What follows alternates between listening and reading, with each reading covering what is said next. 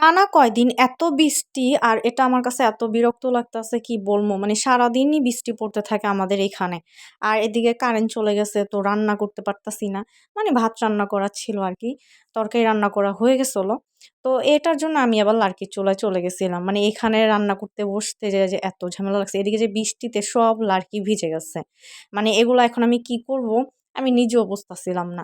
তো আমি কিছু কাপড় ছিল টুকরা ওগুলা দিয়েই ধরাইছিলাম। আর আজকে যে ধরবে মানে আগুন ধরে যাবে এটা আমি বুঝিও নাই। মানে এটা খুবই ভাল লাগছে আমার কাছে। অন্য দিনের মতো এত কষ্ট করতে হয় নাই। মানে সহজে যেহেতু ধরে গেছে এর কারণে ভাল লাগছে। আর এদিকে যেহেতু আগে দেখছিলাম এখানে কোনো ইট ছিল না, এদিকে আমার বাবা আবার ইট দিয়ে সুন্দর করে দিছে। আর এখানে আমাদের চুলাটাও কিন্তু তেমনভাবে বসানো হয়নি। খুব মানে হালকাভাবে চুলাটা করছিল তো আর বসায় দিছে যেমন তেমন করে। আর সময়ও পায় না করার জন্য কিছু। তাই আরকি এভাবেই রেখে দিছে। আর চুলাটাও তেমনভাবে একটু করা হয় নাই। মানে চারপাশ সবকিছুই একটু অগোছালো আছে। যেহেতু এখন একটু কাজ বন্ধ। আর পরে যেহেতু ইনশাআল্লাহ কাজ ধরবে। আর এদিকে আমাদের মুরগিগুলা মানে এটা সারাদিন বাসায়ই থাকে। তো ও এখানে মানে বিরক্ত করতেছিল। একবার আমার সামনে আসতেছিল, এদিক ওদিক যাইতেছিল। আর ওইদিকে রান্না শেষ করে বিকাল দিকে আমি একটু বের হইছিলাম স্টুডেন্ট পড়ানোর জন্য। তো ওদের বাসায় যাইতেছিলাম আর দেখতেছিলাম যে ওয়েদারটা কি সুন্দর। আর দেখাই তোমাদেরকেও সবকিছু মানে এত সুন্দর দেখা যাইতেছে। আকাশ আর গাছপালা মানে মানে সবকিছু সবুজ আর সবুজ।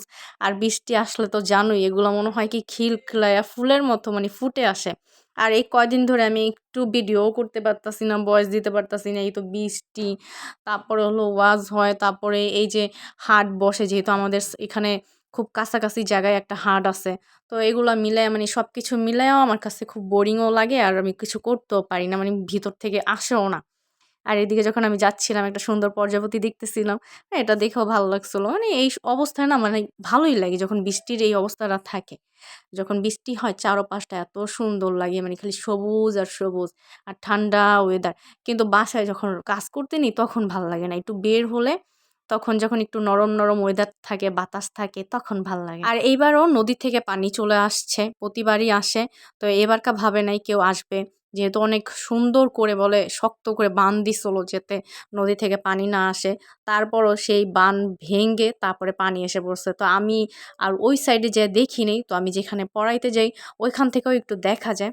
তো আমি ওইখান থেকেই দেখতেছিলাম আরকি। আর এদিকে দেখি যে কে জানি গাছ লাগায় রাখছে।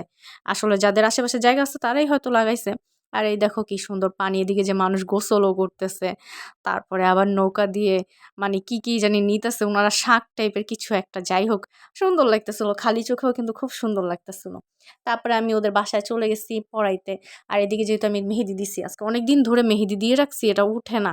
মানে মেহেদিটা খুবই ভালো। মানে ১ নাম্বারটা পড়ছে আরকি। এদিকে আমি ১ম মনে হয় ১ম না, এই মাঝে মধ্যে আমি এরকম অন্য কালারের নেল করে থাকি। মানে সবসময় তো কালো করি, মাঝে মধ্যে অন্য কালার করে থাকি। আর এদিকে আমার বাবা আবার সন্ধ্যার দিকে মুরগি আনছিল আর জুতা আনছিল। যেহেতু আমাদের বাসায় এক বাচ্চা আছে যার ২ দিন পর, পর জুতা নষ্ট হয়ে যায়, ছিঁড়ে যায়। মানে সে কি করে জুতা দিয়ে জানি না। তার মানে মাসে তার প্রতি মাসে মনে হয় ১ জোড়া করে জুতা লাগেই। আর আজকের ভিডিও এই পর্যন্তই ছিল। মানে বেশি কিছু আর নেওয়া হয়নি ভিডিওতে। আর লাস্টে আমাকে আমার ব্রাউনিকে দেখো। আর এই পর্যন্তই, টাটা।